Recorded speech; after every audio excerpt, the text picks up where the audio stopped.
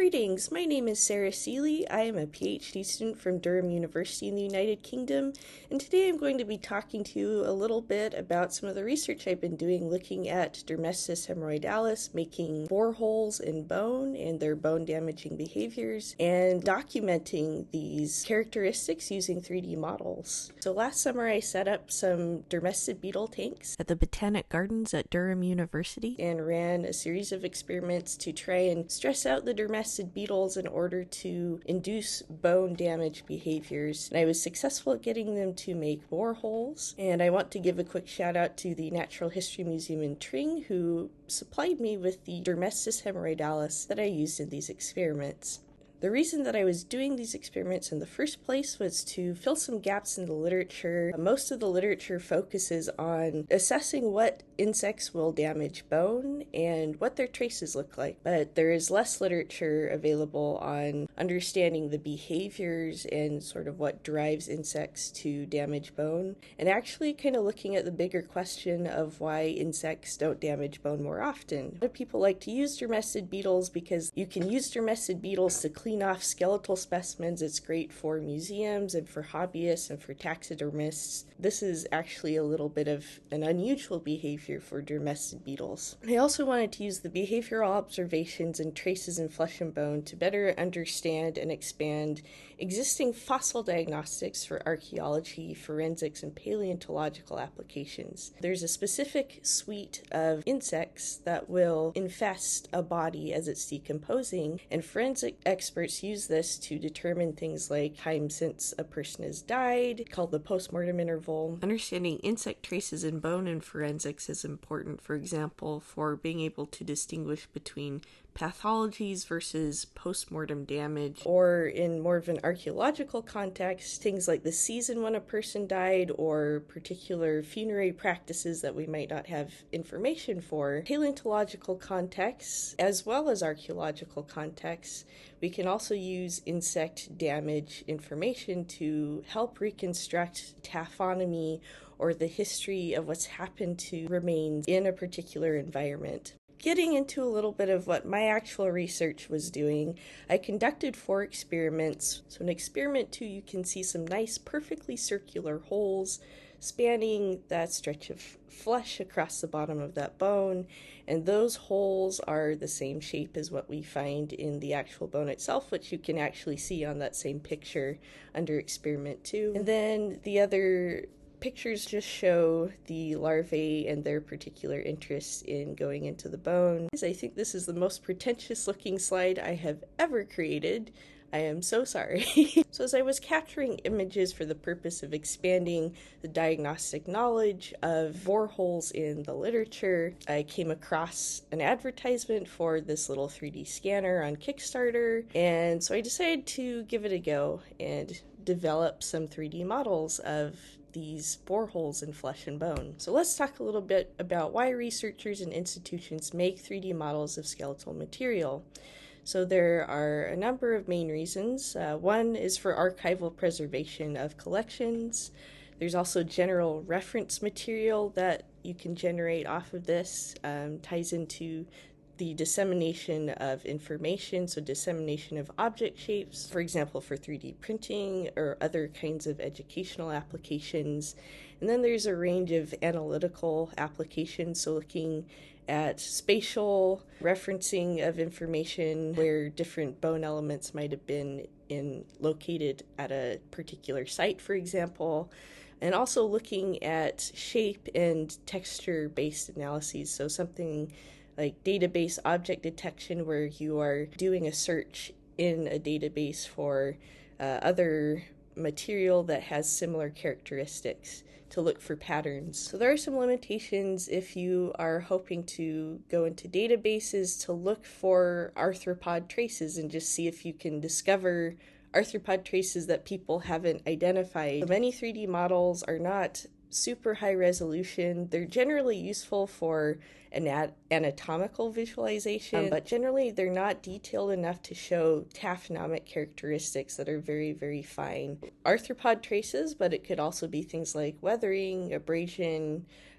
trampling striations and cut marks, a variety of details that are very, very small, kind of spanning that macro and micro gap that are not going to be captured in some of these low resolution models. So now let's talk about the kinds of images that we typically find in the literature. Regular photography using a macro lens to get up close shots of things like pits, scallops, borings that are produced from mandible action on bone. In particular, show us surface damage. There's also microscopic imaging used for identifying mandible grooves, convergence of grooves to form pits, scallops, borings. This could be using a stereoscopic microscope and attaching like a DSLR camera to it, using a silicone mold to capture the traces on the surface of a bone and then putting the appropriate coatings on that and putting that into scanning electron microscopes. And then there's also micro CT for detecting internal characteristics of traces and generating cross sections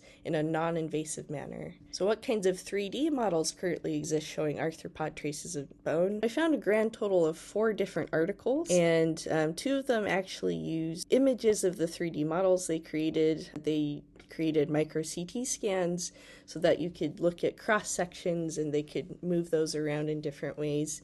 And they published those as 2D images. And then the other 2 articles talked about doing things with 3D images or 3D software, create something where they could make measurements, but they do not show those images in particular. So that's what exists, as far as I know, on 3D models for arthropod traces in the literature. So my project's interests addressing the dearth of 3D models of osteophagous arthropod traces in the literature. So my particular interest was to focus on the surface aspect of the model, so a little bit different from what's going on with the micro CT. Compared to a photograph, a 3D model can give you a dynamic visualization of surface aspects of traces.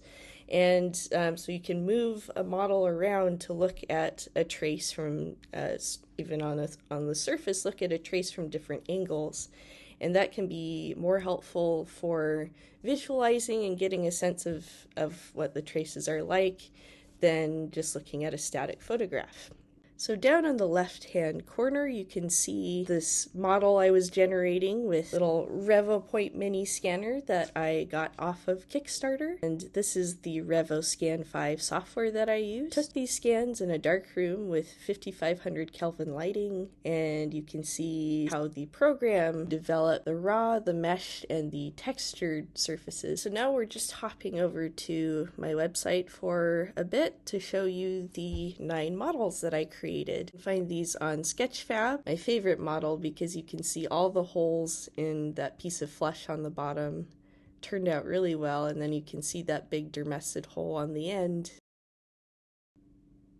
Alright, so now let's talk about some of the challenges with the particular method I use to try and create these 3D models. So some of the challenges with using the RevoScan Mini, an inconsistent capture of the finer details, particularly on the ends of the bones. It's a long bone. If you look over on the right-hand side, you can see how the details in the middle of the bone are quite nice and sharp, but then on the ends of the bones, the detail starts to get fuzzy, depending just on things related to how the scans kind of amalgamated inside of the program.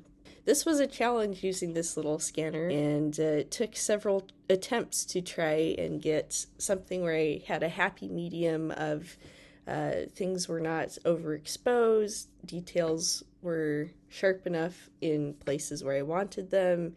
So here I have side-by-side images of photographs that I took of these specimens and the 3D models. So as you can see, the 3D models do not approach the level of detail in the photographs. It's possible that if I had tried to do some macro level photogrammetry, maybe I could have gotten details a bit more precise. But photographs are very, very good for getting some static, sharp details. 3D models, not so much for those sharp details, particularly with the 3D scanner that I use. But I was able to get that dynamic effect of being able to look at those boreholes and other features in 3 dimensions, moving those around to get a better sense of what those attributes are like. So in conclusion, arthropod traces and other taxonomic characteristics bridge this macro and micro space of imaging and observation. 3D imaging techniques are generally limited to the macro realm for both internal and external structure visualization of arthropod traces. So a lot of 3D models of bone being shared in databases does not have high enough resolution to allow for arthropod trace discovery, which is something I would love to see expand in the future. And so in my particular experience with this particular setup using the RevoScan Mini, which was very exciting to use but definitely had its limitations, standard DSLR and microscopy photography is going to continue to offer some superior macro level detail of trace features.